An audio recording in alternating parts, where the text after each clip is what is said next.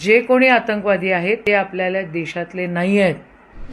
इलेक्शनला समोर ठेवून जातीभेद धर्मभेद करण्यापेक्षा इंटेलिजन्स फेलियर जे झालं, जे आतंकवादी आले ते सैनिकांच्या वस्त्र धारण करून त्या ठिकाणी आले आणि इनोसेंट लोकांवर गोळीबार केला.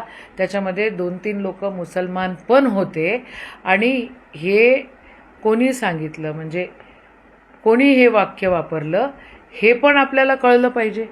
जे कोणी आतंकवादी आहेत ते आपल्याला देशातले नाही आहेत, ते परदेशातले आहेत. आणि आपल्या देशातल्या लोकांवर त्यांच्यामुळे जर तुम्ही काही गोंधळ घालत असाल तर हे चुकीचं आहे. आतंकवाद्यांना आतंकवाद्यांसारखी ट्रीटमेंट, इंटेलिजन्स फेलियर, नोटबंदीचं फेलियर, 370 सगळ्या गोष्टीचं फेलियर मोठ्या प्रमाणावर आपल्याला दिसतंय. आणि बिहारचं इलेक्शन समोर ठेवून हा गोंधळ घालणं चुकीचं आहे.